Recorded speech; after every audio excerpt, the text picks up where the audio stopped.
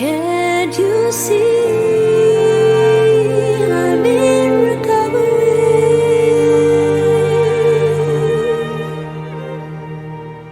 Hello and welcome to String Sessions, the podcast. I'm Lindsey Stirling, your host, and I'm joined today. Right now I'm joined by Luna. She's sitting on my lap here sleeping. She is the best. But I am soon going to be joined by the amazing LP, and I'm so excited for you guys to hear more about her story. It's so inspiring, and also just about things that help her stay sane in this world, in this industry. I think there's a lot to be learned from this one. But before I get into it, I actually just want to kind of talk a little check-in with you guys, see how you're doing, because I know that this time is full of a lot of ups and downs emotionally for everyone. Like, mental health awareness should be at an all-time high right now, because I think it's really important that we all realize that whatever feelings you're feeling are valid. If you're feeling a lot of anxiety, personally, I have been feeling that. I'm not going to lie. I felt so much extra anxiety. Like, I'm naturally an anxious person, but it's been, to the nth degree for the last few months. So if you're feeling anxiety, if you're feeling an extra amount of depression, if you're feeling these highs and lows. One day it's fine. The next, everything's, the world is crashing down around you. If you're feeling heavy, I think these are all very natural reactions. And I think that's important to note, because I personally judge my reactions and my feelings so much. And there's a lot to be said for me taking the step to step back from them and say, hey, you're allowed to feel this way. Hey, it's okay. These feelings are real inside of you, but that doesn't necessarily mean they are true. And there's a big distinction between that. But, I just want to say, whatever you're feeling right now, it's valid, it's real, but it doesn't have to be true for the rest of your life. This doesn't have to make who you are.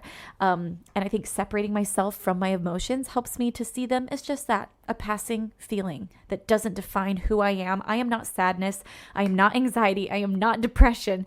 Yeah, they come and visit me, but they also will go away.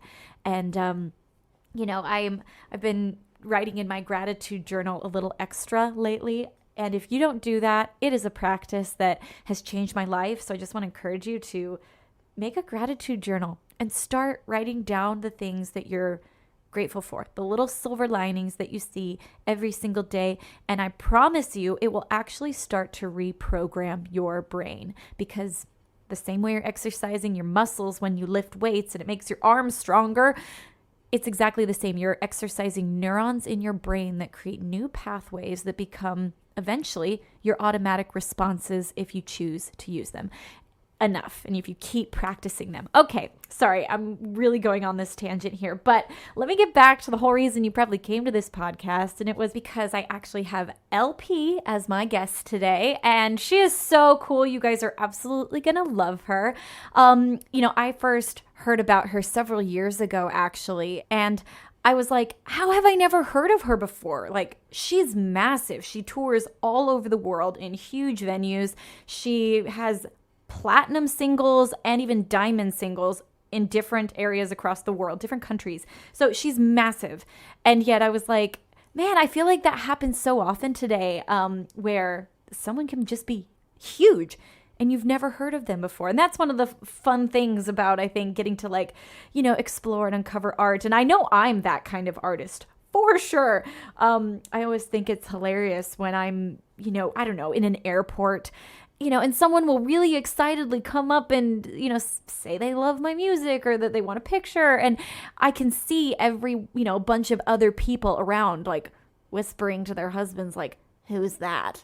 Who the heck is that? Or people sometimes ask me, they're like, who are you? So anyways, we just live in a world where there is just, everybody's a hidden gem if you think about it. Like, we all pass amazing people every single day in the grocery store that have amazing stories and amazing talent and incredible potential, and so it's just fun to think about that no matter who you're walking around, regardless of if they're a celebrity or if they're, famous or have millions of followers, we're surrounded by hidden gems all the time. You, my friend, are a hidden gem.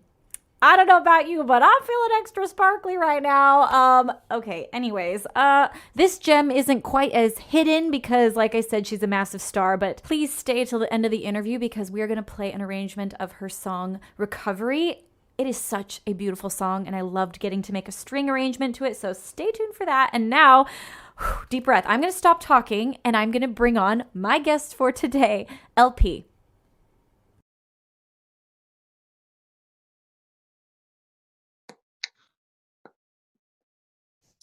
Oh, hey. Hey, how are you doing? I'm so good. How are you doing? You're like perfectly on time.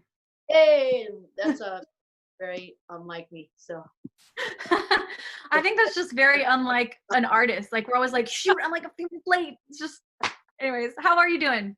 I'm good. I'm good. I'm sorry I had to push it back. I am Oh, in therapy. hey, Yeah, it's fine. That's more important anyway. yeah. How are you doing? Where are you at? What part of I'm good. I'm in the middle of a farm in Missouri right now. It's actually quite peaceful here. What about you? Where are you? I'm in LA. I'm just in Echo Park. Yeah. Nice. By But the way, you have the coolest hair. oh, thanks, man. Yeah. Does it take a lot of work to get it to look like that, or is that Yes. just the natural? It's both. It's both natural and a lot of work, and it has a mind of its own. It decides what it's gonna be up to, and then I just kind of like, and it's always different. So that's the problem. It's the element of surprise that I constantly keeps me on my toes. I have to be like, all right. All right, this is what we're working with today. No, I love it though. It's so uniquely you. And I feel like that is one of the things, not your hair that makes you a cool artist, but just the fact that you are so uniquely you in kind of every way. Like you're this cool androgynous rock star. You don't fit anybody's mold and you never have. And so I'm kind of curious, what was it that gave you the courage to just completely be yourself? Uh, I think it was a lot of trial and error, to be honest with you. I think that I also saw that, I don't know if you've experienced this in the business that much, but I always felt like no matter what they told you when you got into a deal, and I've had an extensive amount of deals, especially in the States. Well, not especially in the States. I mean, I have all these record deals outside of the States, like from like, last few years from the situation with my songs and stuff. But in the States, I've had 7 record deals. I've had like 3 indie and 4 major label deals. So it was a lot of times it would be like, you're amazing. Wow. You're perfect, and then you get signed and they immediately try to change you.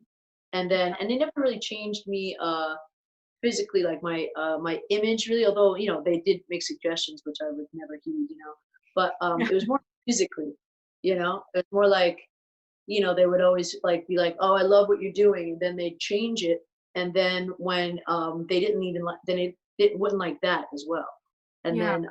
then and I kind of just learned through that, like, oh man, it's like these people they want to come in and they say they like you just because that's like, they see something, and you Mhm. have to like them. I guess you have to like them for that, like or you have to feel like you're not crazy. Like that was, I think, one of the big things of like, first getting signed was like, all right, I'm not insane. Like somebody, a guy that's like, clearly not trying to get anywhere with me, what I mean, is like wanting to do what I do. So I'm like, all right, yeah. So, but then they would try to change me inevitably, and then it wouldn't work, and then it would, just fizzle out, and then they'd be like, yeah, I don't know why it didn't work. I'd be like, I know why it didn't work because you changed it because you wanted to put your stamp on it, or you thought like, it would fit in better. You know how it is. They always tell you, like, they always think somebody can't do it, and then they're looking for the next one of those. Right. You know? Totally. Do you feel like you've had you say you've kind of learned through trial and error. Do you feel like you've gotten better at, I guess, not standing up for yourself, but owning what you are? Like, even if it's just for yourself, by like realizing I don't need someone to tell me what I need to be. Like, I will stand firm. Like, Yeah. has that been a process? Totally. And I also think that, you have to, I think, you probably know this as well. It's like, you have to know your audience. It's like sometimes I'll have like, even like, I'm like best friends with my producer, and I consider him like my bandmate, and my main producer, a guy, Mike Del Rio. And sometimes, songs will come in, like we're working on a record now, and songs will come in that I write with other people. like he and I don't write them. And he'll be like, and a lot of times he's very open and very loving and very cool. But sometimes I'd be like very sure of a song, and he'll be like, like, but I Yeah. have to like make sure I'm like, yeah, I feel like my audience, I know my audience, and I gotta like, I feel like they will like that. I think, you try to push new boundaries, and I'm always like thinking like, oh, I'd like to get, you know, other people, acquire more fans. That's what you're kind of after, I guess. A lot of times spreading. Right. Yeah, but you gotta like, I want to also please my fans that I have. Right. It's always such a balance. And I think it's a balance also of staying super true to who you are, but trusting that my idea isn't always the best idea. I can take ideas from other people. I can take critique. Yeah. It's Well, like that's that. what collaborations do, like that's what I've, and that's why it happened to me, and it happens to a lot of people when you go off and be. I thought I was just going to be a songwriter for a long time, and that's not like a diminished role, just a Oh, songwriter. yeah, for sure. I think I was going to get another crack at being an artist, and singing the songs myself. So when I was in that place, I didn't feel any like I was just kind of fighting for my life in that regard, like being like, all right, I got to write as many songs as I can, and then do as well as I can in this job. And that somehow helped me so much with like collaborating and getting more used to like being accepting of different ideas and not feeling like I had to be right in everything as far as like what was right for me, because it's really wonderful to see how another person creates a song, or they're like, how to address the like the task. It's cool. Yeah. You've written for all kinds of artists. Like I was so intrigued by, I was like, wow, you've written for pop artists, for like singer-songwriters, everyone from like Christina Aguilera to Rihanna to the Backstreet Boys, like Yeah. very, very diverse artists. Weird. First of all, I'm curious. Joe Walsh or something like that. Like that one always cracks me up. That I have a song, like Joe Walsh record. It just seems so, the guy, the guitar player from the Eagles. It's just like that's another very random one. Yeah. Just like, wow, like your sensibilities are really widely spread, which is so cool. I'm curious, what song did you write for the Backstreet Boys? Oh, it's called "Love Will Keep You Up All Night." It was actually a song that I wrote for myself, and that was kind of that was the watershed moment, as far as like I was, it was a song I had written in my first major label deal, and it's very memorable. My dad had passed away. I finished that song. We were starting on a new one, and I got a phone call. My dad had passed away. Like I just remember, like there's such a weird song to be then my first outside cut. And I remember when I got it, I was like, because that was before I embarked on the only songwriting career. And I was like, because I was at first an artist, myself, and then I was in like this major label system like Island Def Jam Universal for like 3 years, and so I wrote like 140 songs or something like that. And so that one song got picked. Then I got a publishing deal, and then Wow. it's like, and So that song with the Backstreet Boys kind of like set a lot of things into motion. yeah, that started my songwriting career, like just Wow. song, and it was just such a, it was so cool, because I don't think I could wrap my head around the fact that you could do that, and with a name as big as like the Backstreet Boys, it kind of was like, whoa, the Backstreet Boys are gonna do one of my songs. So yeah. Yeah. And did you say you'd written 100 songs, like over 100 songs before that song? Like about 140, yeah. Because I've been like, I was writing only. I never put a record out, and for 3 years all I did was write with other people, and I just like, Wow. I was doing like double sessions. I just and like there'll be songs I have no idea. Like my publisher will send me a song that someone else is doing, and I'm like, I don't know what that is. I don't even. They're like, it's yours. Yeah, it's just overload, That's so cool, because it's just such a testament of perseverance and hard work, and that like the people in this industry that rise to the top are truly the ones that just keep going. Like I love that you've written 140 songs, and then one of the biggest bands in the world at the time cuts your song. It's like Yeah. until that day happened, you could have thought like, this isn't working. Oh wait, to the next day it's working. It's actually really working.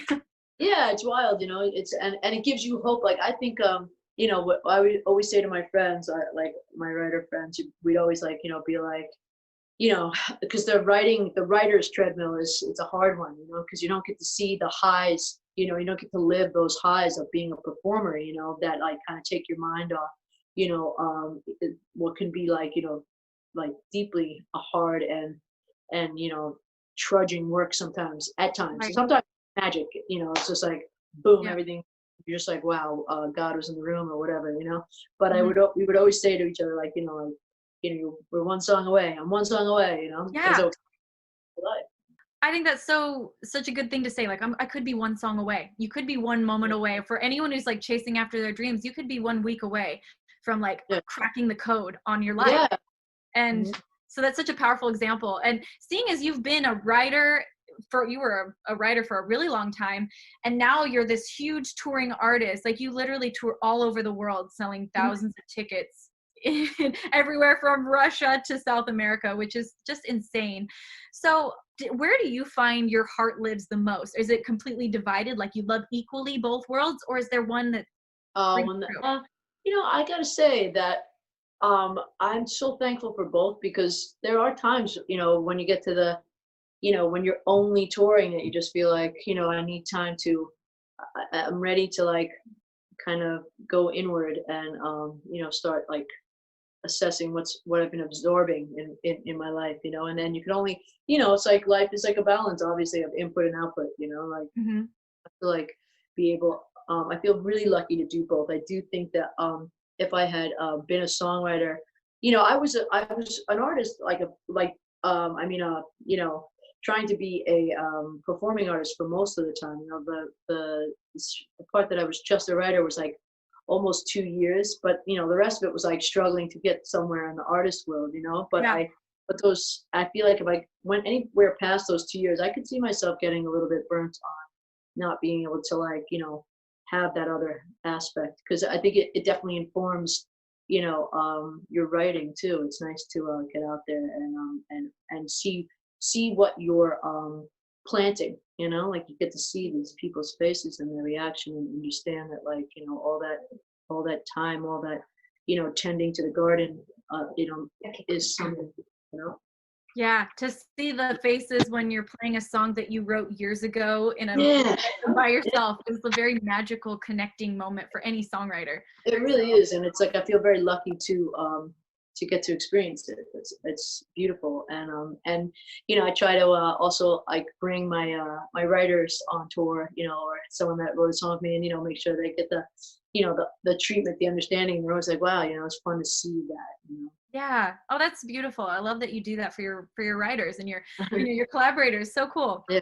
I think it's really interesting that in your part of your story is that you had these kind of surprise number one moments happen. Is that true? Where it's like, Well, yeah, I would I love mean, to hear your perspective on it, because you well, had some songs that just went to number one in like other areas of the world. Like, what was yeah. that like?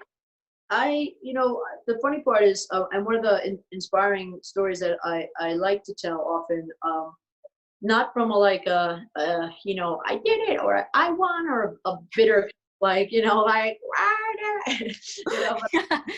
I definitely I was dropped from Warner Brothers. I'd been on there for 3 years, and like all the personnel changed, and when it started, it felt like it was really like a big deal, and everybody was very behind me. And then it dwindled. Same old stories. People get fired, fired, fired, and then suddenly you're with new people who don't understand you. Yeah.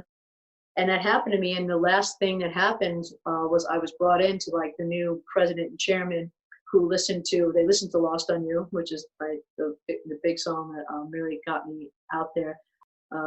Strange, and Muddy Waters, which was on a big show, and it's gotten synced many times and stuff.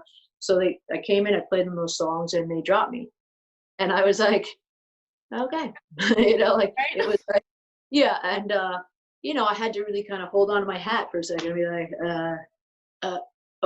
okay, yeah, and then like what next, and I wasn't definitely thinking like, I wasn't like one of those like, I just showed you the best work of my life. Like I had no idea, I Yeah. wasn't like, I was just like, oh shit, I guess that wasn't, like it either, but Yeah. fine. I also was like, I'm gonna release these indie style, and then 3 months later, I was signed to Vagrant Records, which was then bought up by BMG, and then so we're in 2015, and then at the end of 2016, during the summer, I was on a tour in the U.S. I was opening up for Brian. Oh gosh, I'm forgetting his name, from Roxy Music. I'll think of it in a second. I'll Okay, get all add it right in. love the guy, amazing artist, icon, like legend. Sorry about that. And but anyway, then I during that year, during the beginning of 2016, I saw a DM. It's like I just started paying attention to my DMs on Instagram. I don't know about I don't I doubt you remember the day you were like, oh, DMs, yeah, like I just Right. was thinking about them, paying attention to them, and then one day I saw like someone had been like, oh, would you like to do a show here or something like that, and this amount of money, and I was like, and it was like months ago, and I kind of missed the opportunity, so I started checking my DMs. P.S. I said, Yeah. okay. I checked DM, and it's from a guy in Greece, and it said from Cobalt, but not Cobalt how we spell it here. We spell Cobalt is with a C here. Cobalt, the publishing company. Yeah, I think so. It was with a K, and so, but it just caught my eye, and I was like, oh, Cobalt, and I looked like this guy. His name is Penny Otis. He was the head of a label there, and he was saying he'd like to license my songs for Greece. And I thought he meant when he said license, there's so many things I learn every day, and at that time I thought it was for a movie or a film or a TV show or something, and he said, I can't get an answer from your label, so can you give me your manager's info, your publisher's info, give it to them, and I forget all about it. I don't say a word. I just like keep going with my my life, Mm-hmm. And then, my manager says, like, a couple months later, he's like, yeah, the song's doing great in Greece. It's on the charts. And I was like, I don't understand what that means. I was like, there was like a disconnect. I wasn't waiting to hear what the song did. I just like completely didn't think about it. But anyway, it kept growing, went to number one, and then Italy they wanted to license it too, and then it went for one, then France, and then it went, and it just kept going, and BMG nicely let me license it to different labels all around Europe. And so, I love telling that story because here we have a song that I was dropped from my label with. I had a debt of $1.6 million. And that, I got dropped, and that was done. I didn't owe them any money. And then all of a sudden, boom, I had like this huge hit on my hands. And just showed me that, some man's trash is another's treasure, like it's just like, you just go on, and you have to keep writing songs. I always felt this anyway, but it really drove the point home that, you just keep writing, and you don't try to just like write for yourself, write the truth, write what you feel, and then let it fucking roll. Yeah. I love that. I love that the very song that you basically got dropped for is the song that like you are known for. Let me just say a couple stats. For everyone listening, I need to brag about my new friend because just so you know, we're friends at this point. So your single "Lost on You" has over 1 billion streams. It has been number one in 17 countries around the world, and it most recently went diamond in Mexico. So that's huge. I'm sorry, but like that is for, I don't know, for any artist, even if you're Ariana Grande, like those are huge numbers, and that just doesn't happen. So the fact that happened to you with a song that was rejected, I just think it's so hopeful for anyone to hear. Because my girlfriend is giving me this. I also like to brag, so let's hear it. Okay. Dang, see, look there, I didn't even have to read off the stats because there's the proof right there. I love it. What? Lauren Ruth Warren, that's my girlfriend. She's a great artist herself. Oh, wow, that's amazing. A singer? A singer-songwriter, yeah, you'd love her. You should check her out. I will, for sure. We'll put some info on there to check her out, too. What's her last name, Lauren? Ruth Ward, W-A-R-D. Lauren Ruth Ward, that is amazing. That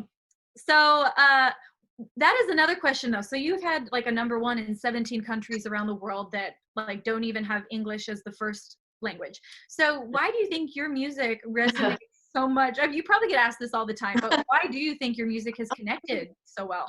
I don't know, I do think that like there's something a little old-fashioned in some of my delivery, you know what I mean? I have like it's interesting in Russia, people will tell me all the time that I remind that song in general, and also a lot of my songs remind them of old Russian music. And I don't know, it's just like it strikes a chord. There's like I think it's also there's a lot of emotion in the way I sing, and I think if you're into that sort of thing, it it's really if you're just that sort of thing, it's it resonates. Yeah, I have to say, I absolutely love the song "Recovery" that I got Yeah. to do. Thank you Oh so my much, God. by the way. I heard what you did, and it sounds so amazing. I wanted to leave. I'm like very open. I want to leave you, just tell you I think it's incredible, and not, and not, impede your progress in any way. I think you're on the right track. It sounds insane. Well, thank you. I had so much fun working on it because you're right. There's so much emotion in the way you sing, and it's those long notes. Anyways, I really loved it. And by the way, we both have a friend in common, Lori Risher. Oh yeah. Yes, Of and course. that's such a random thing to have in common. We've both done yoga with Lori Yeah. Risher. You do yoga with her too? I do. Yeah. Is that something you've done many times with her?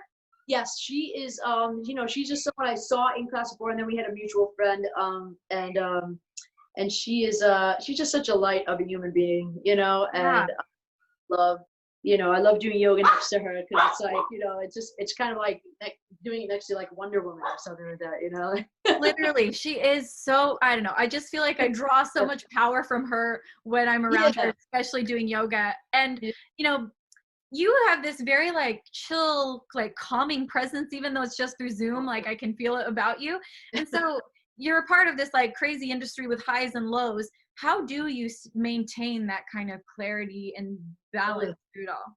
Well, I think honestly, I swear to you, that you just brought it up with yoga, but like that is a huge presence in my life. I mean, I had this funny story. Like I remember, I started really doing yoga when I still lived in New York, and I always traveled with it and everything. But I remember when I was on Island Def Jam, when I got dropped from there. Mm-hmm. I remember that day that I found out I was literally doing yoga behind Russell Simmons, who was one of the founders of Island Def Jam. Like he was already past the stage of that company where he didn't know the daily kind of ups and downs of artists on the label. But I just thought, I remember, wow, this is pretty profound that like I just got dropped from this label and I'm doing yoga behind the guy. And it just was yet another message for me that I don't know, that I was in the right spot, and that yoga, teaches you a lot of things. But one of the messages of it, I feel, is that how to feel comfortable being uncomfortable. Yeah. And I think that it gave me that a lot. Even like with heat, I'm like a weirdo. Like I'm on tour and I'm in a hotel. It's July, and I walk in my hotel room. I might be in there for a day or two, and I just click off the AC, and I'm just like, whoosh. Wow. I don't really like it. It's just too cold, and I'll like do yoga in there and everything. I'm like, and like a bandmate will come in and I'll be like, Jesus, it's so hot here. I'll be like, right? I know, it feels good, But it's just like I got very comfortable kind of not being like super comfortable all the time, and it helped me to like really maintain my zen in the whole thing, because the music business what is and was a very uncomfortable spot. It's not, it isn't anymore, but it was very difficult to kind of come up in especially in the it still is that time, but in the real time of men, and like Yeah. and like differences, and like what constitutes like kind of commercial, like what's commercial, what's sexy to who, but who's the Right. like sexy and hot, in all the, from all the, because I mean the spectrum is so big. So it's like in the spectrum of like women and femininity, there's a huge gradation of what is beautiful and what is, and with men and masculinity as well, and then you have everything in between. So, but you have there were a lot of people and are a lot of people that work in the industry that have like a very kind of binary view, Right. and that's okay, but it's not that easy to navigate for someone like me or anybody, And Yeah. there's people a lot more on the, the air on, the left of center than I do. But it's tough, but it's worth it, and it's worth, it's worth all of it, I think, ultimately.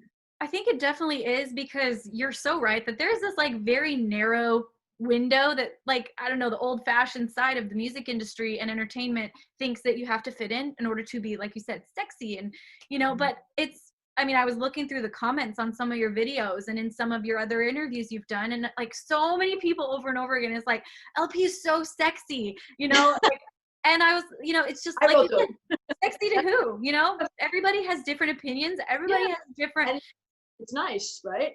I think Yeah. that's what life's so beautiful and interesting, and that's and that people can look out there and be represented. That's why so many people are feeling that they're finally able to be proud of what they are, how they look, or whatever, because they have other people that are examples showing them, this brave path. And the thing is, I think that we always have to remember that it's also okay to not want that, to want to be whatever, was constituted as normal back in the day. That's also beautiful, like I'm not Right. looking for a world full of memes. That would, please God. No, you Brutal. represent that.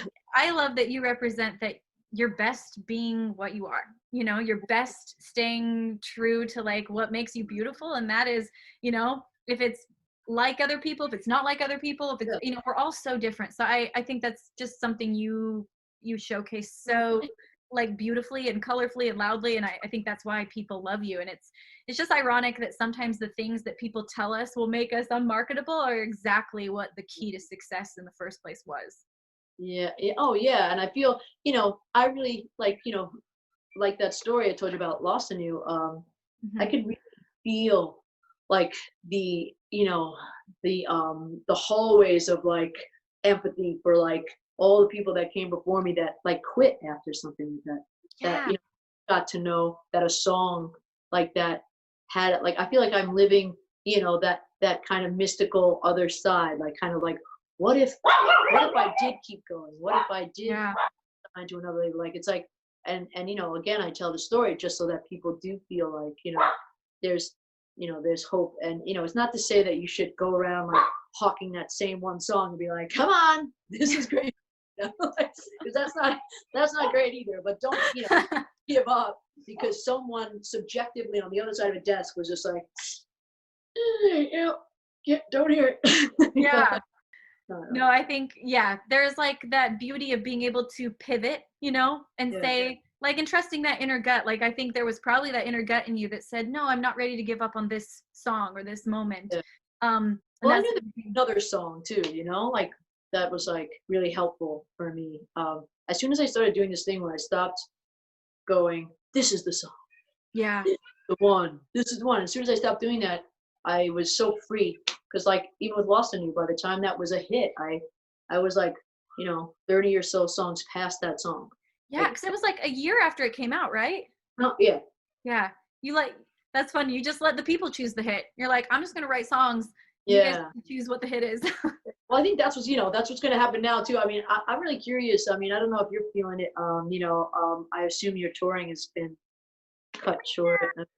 Yeah. When you get out there, when's the first time you're getting out? I think it's not till like March of next year. Yeah, me too. Fingers crossed. yeah, serious. I know. But yeah, just like I think like it'll be interesting to see like because I'm just gonna keep releasing music, and right? Let people like decide if they like it or not. Absolutely. Speaking of we've been talking a lot about like success and finding it, and what is your how has your definition of success changed from when you started your career till now? I think just in this respect that like it hasn't changed. I really wanted to like Orson. Timing. I think I really just always wanted to like make a living at music. I kind of upped my game and said like, what if I, instead of just being like, I just want to scrape by and make a living, like why don't I like set my sights on doing very well, or even better, and not to say just like I want billions, billions of dollars, but like just like not like putting any kind of ceiling on it, just continuing to be able to tour and write and make music as a living has been my idea of success. And now to like honestly to be able to see its effect on people and to know that there's certain people, that need it, that tell me they need it, and are so grateful for it, and I'm like, listen, I need it too. Like it's like there's like a giver and a receiver. Like I need to like put it out there. So thank you for like receiving it. And it's I think like that's the most success you can hope for, is that there's like an audience. And I think in these times with social media and it being, the world is like bigger and smaller, that it's not as much up to a guy across a desk.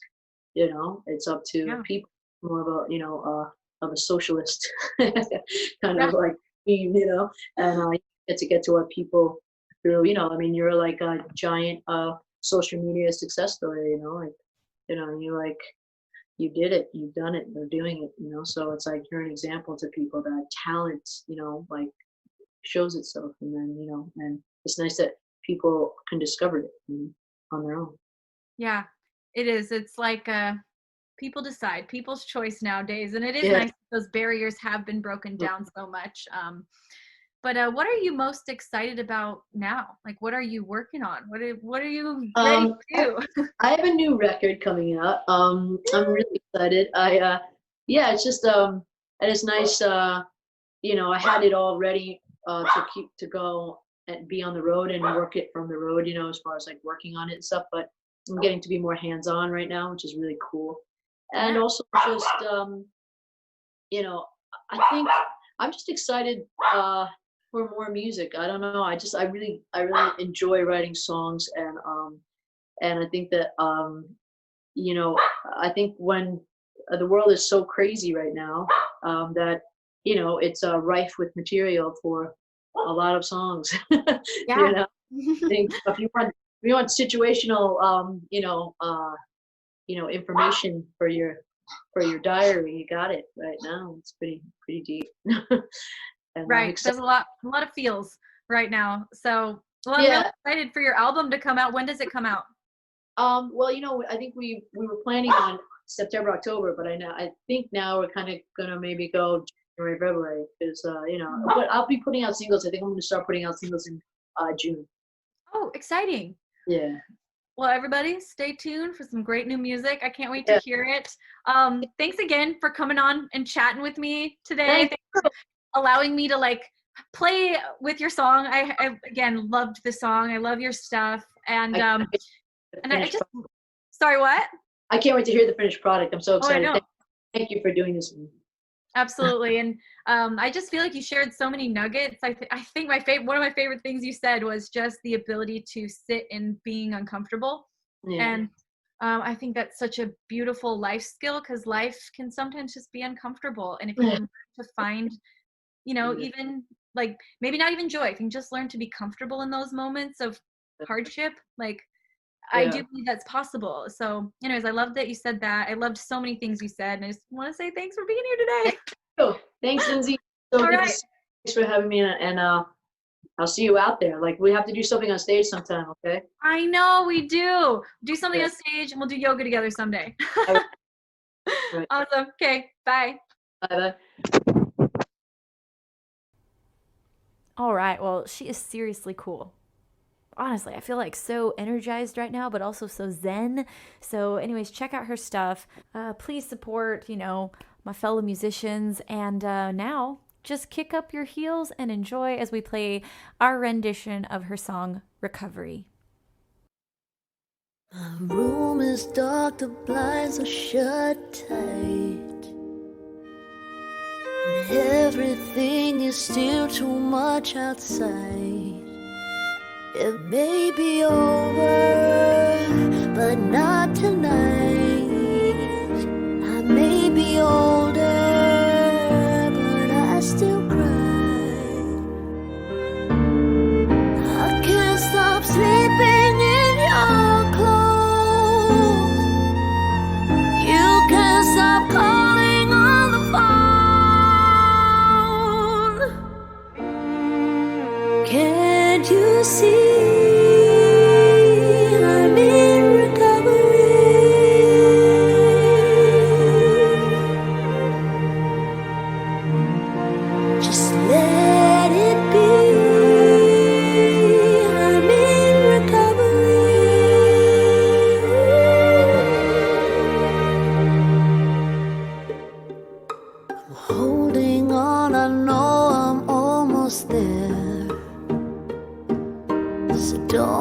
reach out and tell me that you care.